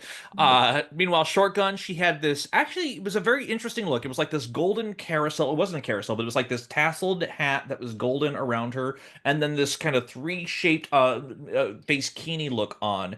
It was interesting. It definitely gave hats, certainly. Uh, Mm. I'm not sure about the full focus, but it was definitely one of the best things that she did all episode, hands down. We're talking about shotgun, right? Yeah. Sure. Yeah. No, I thought that actually I loved that look. I thought Yeah. it was super fucking cool. And I didn't even see the shoes. And I felt like Pangina calling out the shoes was a little like, okay, you want to make sure she's like in the bottom as much as possible. And I also felt like they just wanted to send Shotgun home. But Hmm. I I was like, but I thought the look itself was like super creative and well executed, and it was my favorite look of the week actually. Like outside of the Yeah. boots, I guess. Fashion photo review. We're giving it the toot. Yeah, it's a It's toot, happening right now. not And a then not shoot, but a toot. absolutely. And then Nani Safira, she had this silver top hat cage over a top hat, and there were peacock feathers coming down from it. And then she took the cage off it. It's a real top hat underneath the top hat shaped cage, and then the top hat shaped cage with the feathers actually resembles a peacock. Judges were gagging over it. I liked it. I thought it was beautifully done, Yeah. and I think they were maybe gagging on it because maybe they didn't expect it from her. But I thought Yeah. it was really well done. Also, she had to get that all the way from Thailand, the Philippines. Like nothing broke. Like I was like impressed that she could, any time anyone on this season does anything where you look at the outfit and you go, "Oh, this like I don't know if this could have made it from the car to the hotel room." Right. You have to realize this made it from the airport through the plane. Like I was like, "Okay, like good Yeah. job." Listen, she didn't win season 16, but Safira Crystal should at least get an award for packing her looks the way that she did. Let's Yeah. rest assured. The But Courtney overall, Act Award for the Courtney Act Award for packing like for Drag Race. Supporting Pact Award. So yes, the tops of the week, Frankie, who did great. Also in the acting challenge, we didn't talk about it. She did phenomenal. ZP and Siam. The bottoms were Benze, Shotgun, and Nane. And I overall, don't think, did we talk about Nane's runway? Because it was bad. uh, Did I miss it? Did we talk about no, this Nane? Nane, was I crazy? Nane had the silver top hat cage with the peacock feathers. No, who was the one who had the blue makeup?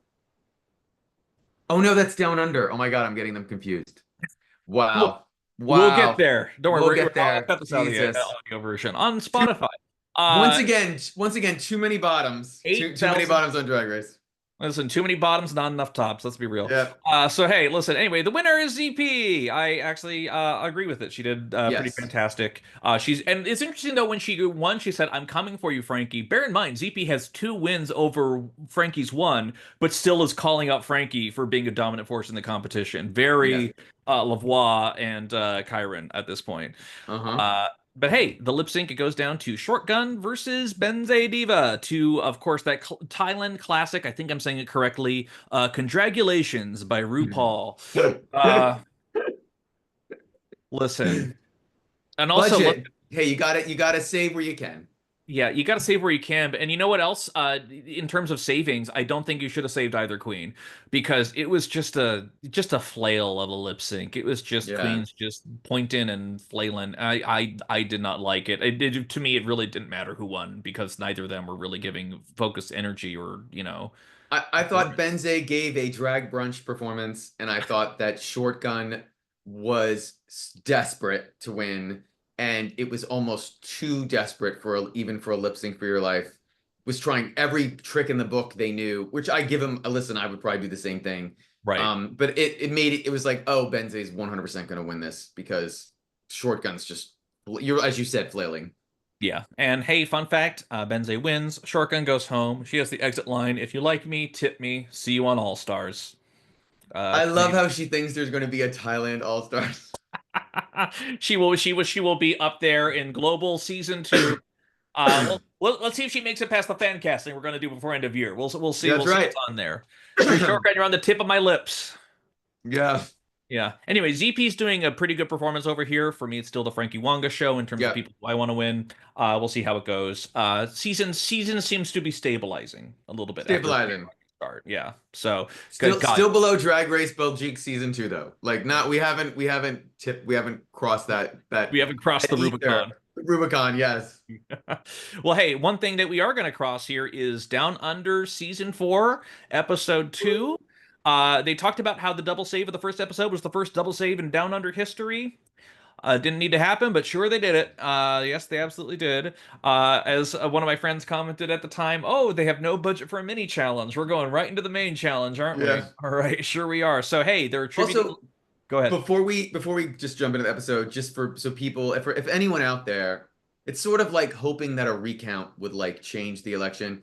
Uh, the number one show on Stan, which is the primary funder of this franchise for the entire weekend that it came on Stan, which also has shows from HBO and Hulu and Apple TV and all sorts of US providers that people get Stan for that are not gay. The number one show the entire first weekend was Drag Race Down Under. So if you're hoping that this is the end, I am sorry to tell you no. This will not You be were the hoping end. that somehow they'll take any of that financing and put it into the set. You were also sorely mistaken. It's So still going to look like that. All these. and and it appears my friends in Australia appear they're enjoying it. They're liking it. So uh rock on Drag Race Down Under. I do. Well, I have a very cogent thought about this later on when we get to the runway, because Okay. obviously there's only one runway look to talk about, and we're going to talk about it, and I have feelings about what it means. But it's a girl group challenge this week. It's attributing Olivia Newton-John in Greece, sure. So they're split into the good Sandys and the bad Sandys. Mr. Right versus Mr. Right now. Good Sandys group is Max, Olivia, Karna, Lazy, and Brenda. Bad Sandys are Nikita, Lucia, or sorry, Lucina, Freya, Mandy, and Vibe. A lot of catty comments from Vibe throughout. She really is the bitch of the season, truth be told, and not in a way that's off-putting. It's like she's endearingly so. I think she sees the quality Yeah. of the rest of the queens in the cast, certainly. No, I'm they're interesting queens. I don't even remember what the mini challenge. What was there? Was there a mini Oh, well, they didn't challenge? have a mini challenge. There was no budget for Oh, it. right, no budget. They just went into the musical, Rusical. And I will say this, I actually it wasn't it was the girl groups challenge. Sorry. Yeah, I liked the songs. I thought the yeah. songs were good. I didn't know I if their thought Mr. lyrics Right were was a much better song than Mr. yeah. Right now, I will say, all things considered. And But also, I no, I was just gonna say their lyrics weren't memorable at all. But I thought the song itself, this was like, oh, this is well done. This is like yeah, not super forgettable. yeah. That's And our it was also bar, not super forgettable. But and also Queen Kong did show up and was providing tutelage and guidance and choreography, and seemed to be doing a pretty good job. And unlike season three, the season three finale of Drag Race Down Under, they actually kept and used her choreography, so I think she liked that. Yeah. It was interesting in the before the performance mirror talk that they were having as they're putting makeup on Carnivore, talking about how she would just get some deeply racist messages over there, including one that said Mm. Asians are the sex slaves of the world, Oh wow, which yeah. a fucking wild thing to hear. And again, it's the kind of thing where it's such a weird thing to talk about, but one thing that's uniting in all the different seasons when they have serious talks about it is that there's the different flavors of racism that the queens are encountering on there. And for her to talk about that very specific facet of it, and then the other queens kind of chiming in with their own stories, was actually, I think, a very endearing. And I know there's been more serious talks that have happened on Down Under before. This felt like one of the more pertinent ones that they've Mm. had. But hey, we get to the main stage, we move on, and let me just say, I was actually very impressed because I thought that, Isis Ava Loren was going to be a permanent guest judge on here, but Lady Camden showed up instead. I thought it was very interesting that they she showed up there sounding a lot like Isis Davis Loren, but certainly she was there. I actually really liked Michelle's short bob look on there. It Mm. was. Yeah, it was good. They go into the girl group number. I think the good Sandys had it. I think they really had Yeah. much more interesting, memorable verses on there. Olivia just she just isn't going to be cutting it over here. And also, I really like vibe performance of the Bad Sandy's group. She had Mm. bits, she had lyrics, she had comedy. I really liked Lazy Susan.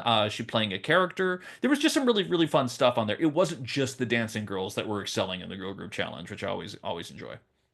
I also loved how they like tried to create some drama by having Lazy Susan be like, I don't know, I'm not really a dancer or performer, and this whole, and I believe it. I'm not saying that that's not true, and that her comment saying that her fellow queens in Melbourne would not be shocked that she won a choreography challenge. I buy it, but it was also like, okay, we are doing everything we can to like make sure that there's any that this isn't a Frankie Wonga like scenario where we just realize Lazy Susan's gonna take it the whole way. Yeah. Well, then that leads us to the runway. The category is sheer genius. Man, let me tell you. Brenda blessed with the fucking this purple widow look with ash that she sprang over there. Judges seemed to like it. I did not particularly like it. She had such a very pronounced kind of droopy face makeup thing that kind of reminded me of Vampy from the other week of Espanya, but they liked it. I thought that purple tears were terrible Oh and God. unnecessary and Yeah. made her look not. I thought it hurt the look.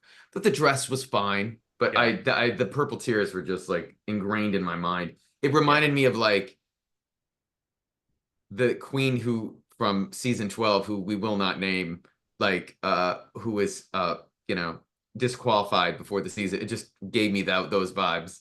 Yeah. But oh. I see that. Carnivore, she was in this kind of black rose, basically, it was basically a corset thing. And it actually Mhm. reminded me, there was a BB Zahara Benet wore something very similar in All Stars 3, but it was the version that Carnivore was wearing was a much more boring, basic version of it. It was Mm. very much what I ordered, what I got. And so it was certainly there.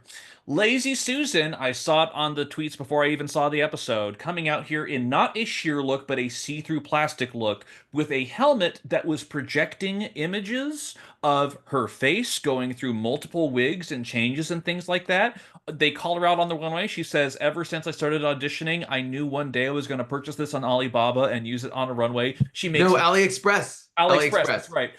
She makes no bones about where she got it from, but the jaw drop from everyone is just stunning on here. Queens in the workroom say, I don't really get sheer out of this at all, but for me, I was like, but I get genius.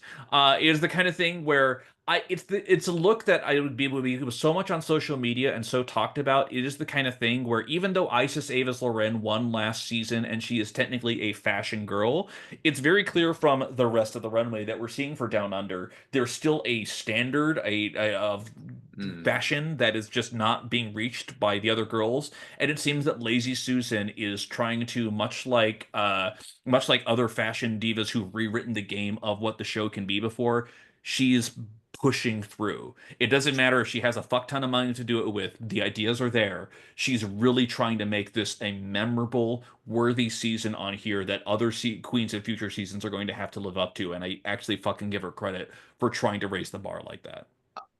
I do. I don't think it cost that much if she got it on AliExpress. But that is, but I fair, yeah. I thought it was, I think she's super creative. Yeah. And I didn't think it was a gimmick. But it's funny, like I actually thought of all of the runways overall, I didn't really feel like it felt like a super weak sheer runway. Like 100%. I didn't really get sheer out of almost any of them. And if it did, it was like super basic. So I thought it's such an easy assignment to take something sheer and do something super creative, and they didn't outside of Lazy. And I was like, okay, so this is where we are. And as we said, like the overall the UK queens, sorry, the Down Under queens have an issue with runways. But I thought the second she came out, I was like, oh, she might win this, like with that, because it was just different and pushed, and yeah.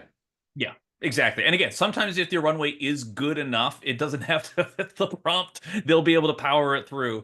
But let's go through the rest of them real quick. Max Drag Queen in this Aquaria-looking stoned princess thing that was pretty all right. Absolutely. Oh my God, Olivia Dreams. This Cher fucking wig that she's wearing is so bad. It's so bad. It's Yeah, so so bad. bad. I want to say snap out of it to her, but I'm not going to because Jesus Christ, it's bad. Freya Armani, she's this wood nymph.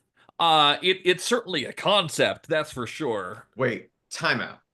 Timeout on her. She puts all this effort into the makeup just on her face. And none of her friends, while they were prepping, said, hey, maybe you should just wear even like a blue, like, sheer colored on the blue on your rest of your body. Because instead she's just giving tan normal skin Right. outside of the face color. And it's go home. Like you can't do that on Drag Race. Right. You can't do that. You'd go home first on Dragula with that. Like Absolutely. I just don't. This skin tone neck is staring at me, and you can just pull it down. You don't even have to do anything details to it. Just drag the white down. Like that's all you need to do. Instead, it's just there, and it's just I can't believe what's going on here. And again, you have that, and then you have fucking Lazy Susan over here just dominating the rest of everything. Lucinia comes out. It's corset, but it's fabric. But also her mug. Yes, like, her mug is freaking fire. I will stand my Lucinia 6'5" queen. I know. And the thing is that her lips are always so pronounced. It always feels like there's this weird little gap right at the edges over here, which is actually kind of endearing. Like, I don't know. There's something about her lips that I love the way that she draws them. Mandy, she is in this yellow sheer thing that fits the fucking prompt. It actually is sheer. I get sheer out of it. Thank you so much. Nikita, she comes out in something that I can only describe as having too many flowers on here. It's actually nice. It's just a lot. I actually thought it was stunning, even though it was not groundbreaking. Other queens have done something similar. But I was going to say this.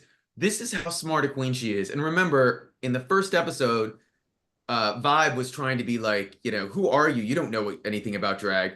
she purposely, because she's done ballroom and she's walked in public, put her hands behind her back in her pose to cover the zipper of the back of the dress so it would not be seen. And that is a smart fucking queen. So I stand Nikita. I thought she's someone to watch out for, to see how she might make it far. I don't know. Maybe our dark horse for the competition. Oh no, she's not winning.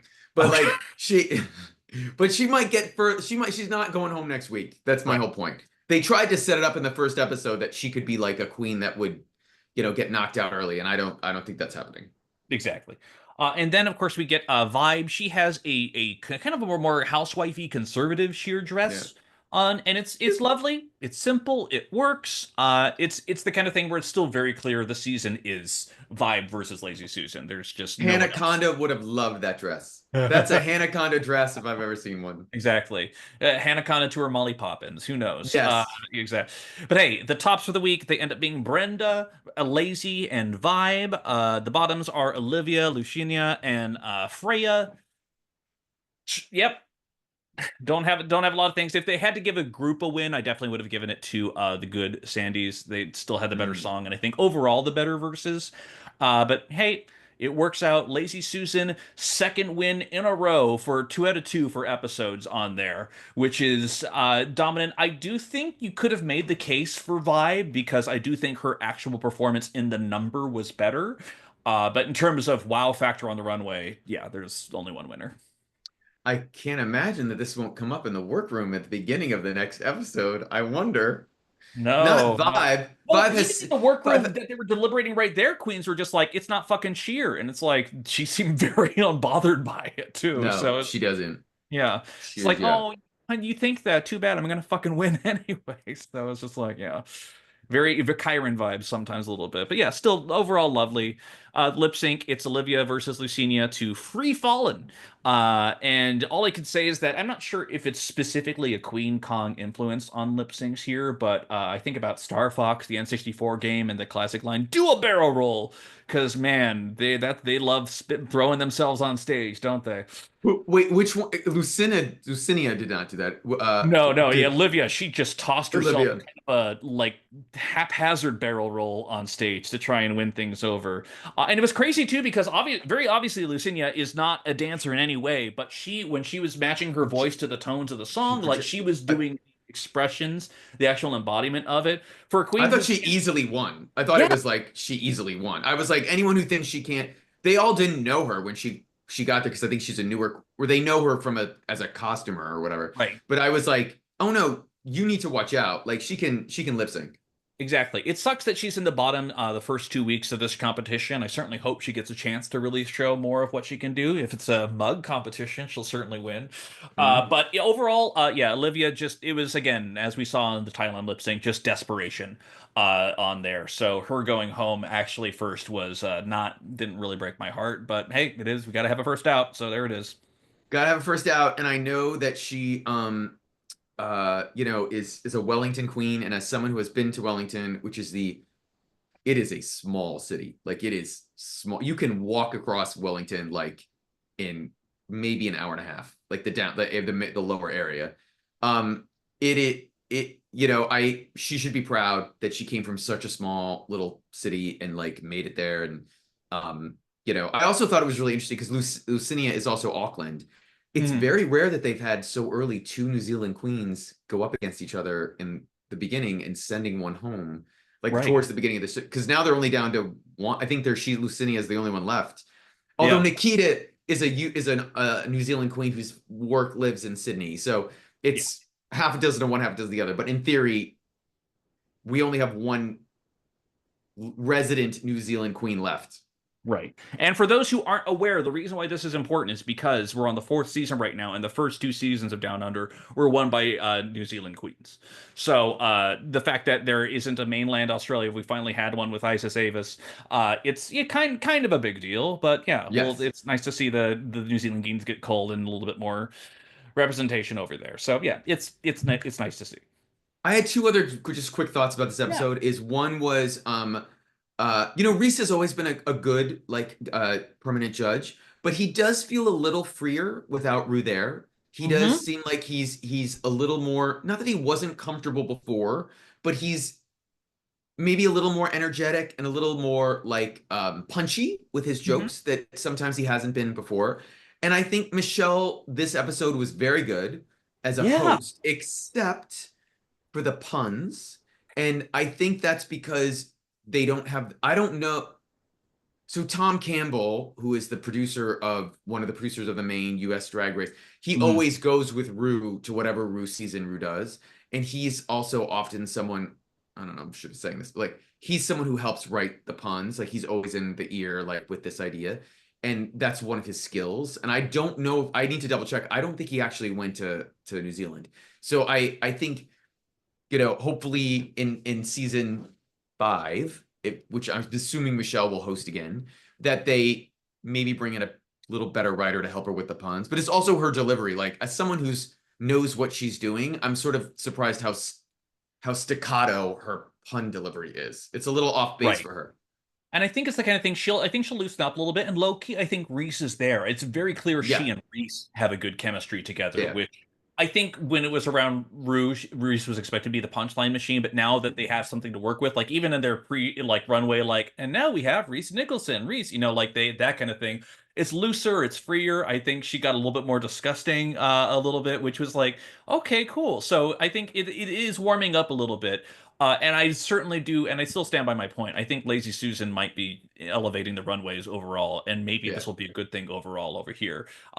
Took 4 seasons to get there. A fashion queen from last year can't really elevate it, but we'll see. We'll see what happens. It's a good Listen, sign. as someone who's a fan of Australian drag since I was a teenager, watching like, Priscilla, Queen of the Desert, I would like nothing better than to be able to root for a winner of Drag Race Down Under. Like Yeah, that would be nice. I would yeah. like to be like, say, oh, I love that winner. I'll go take a photo of her at DragCon. Or not, Yeah. or with her. Not of, I mean, sure of her, but like with her. Yeah. Well, hey, overall a good episode. We got through Yep. 4 entire international episodes. One of them will ending soon, right before another one starts up. We will be free of the 4 episode format at some point. But hey, one thing we always do here at World YT is we always want to shout out a queen, Rue girl or non-Rue girl alike on here. Gregory, who do you got for us this week? I didn't want to do another Italian queen just 4 episodes in, but we need a little joy in our life. Yes, we And do. someone who brought me a ton of joy, if you ever see her perform, is a queen who was top 4 on Drag Race Italia season 2, La Petite Noire. I saw her a number of times in Mykonos. She actually performed at a bar called Cosmos. And if anyone, there's no one from Jackie O's, which is the premier venue in Mykonos, listening. But if there was, I would say you need to steal La Petite Noire and have her at Jackie O's. She is an incredible live performer. She is so good. She could go to any bar in the US and turn heads, like, because she can dance, she can lip sync, she is smart, she looks super fucking polished. And she speaks good English, so that's all I'm gonna say. Well, it's awesome. Oh, Great. but no, you should follow her on Instagram. Her looks are fucking great. She performs all the time in Italy. I will also say this too: if you're following these queens, if you go overseas, you might be shocked that you could be in a country, you could be in a city, and this is such a privileged thing, but if you're overseas randomly, just you might be shocked. Like I was randomly in Barcelona. I know, such troubles, right? And I got to see Patika Yeah. perform because that weekend I was there, she was at a big event. So you never know who you might see who you're a fan of. Absolutely. That's awesome. And of course, as always, we will leave the ats within the comments of the episode show notes. So you can always follow them too. And let me also just go ahead and throw out mine over here. This one is interesting because she's not necessarily someone who does drag a lot. It's a little bit more about 10% of the time. But I do want to highlight specifically Jamie Cumming. Oh. JAYME.COMING. She is actually a dancer and choreographer from Korea. And she's dabbled in drag a little bit, but it's more importantly, I want to talk about the whacking houses in Korea over here. Increasingly, in the world of K-pop, there's been so much gayer choreography coming out of it for all of the girl Mm. groups over there. This includes whacking, this includes elements of ballroom, this includes some queens even writing songs that are a little bit more specifically geared towards gay audiences over here. And gay culture, within Korean culture, like there is a whole genre of dramas called BL, boy love, which is always just like, heartbreaking, heart-stoppery type things where maybe a kiss can happen over here. But Jamie Cumming, she's been in so many different music videos for artists. She is a choreographer, she is a dancer, she's been teaching some of these girls what's up. And she is frequently, when she is in drag, she's wearing the skimpiest little outfits that you've ever seen. But I love that she's been choreographing and pushing dance as much as it has been, and as has been pointed out to me through Gravity Jacobs' YouTube recap reviews of different voguing styles in Korean music videos. It's interesting for some of these Asian countries where they have whacking and vogue houses that are being developed, but they don't always have the queer basis that they do in America. So it's been interesting internationally to see some of these houses kind of come into their own form, not necessarily from a straight perspective, but just from purely based on the dance instead of the queer culture background, and how the queer culture is now kind of encapsulating it a little bit more. It's just really fascinating. She's a wonderful queen. I love watching her on Instagram every time that she does anything related to heels choreography. But Jamie Cumming will be my pick for the week.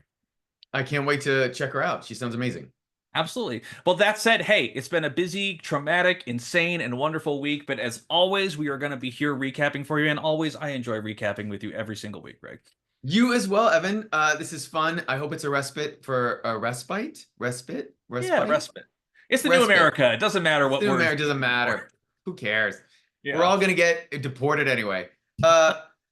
It's a wonderful respite, and I hope everyone has a good week, and we'll be back in 7 days. Absolutely. And if you have any other thoughts, ideas, tips, or things that we mispronounced that need to be corrected and need to be heard on, as always, worldwidetpodcast@gmail.com. We would love to hear from you. And in the meantime, we'll catch you next week. Thank you, everybody. Bye bye. All right, take care. Ba-ba-da-ba-da-da.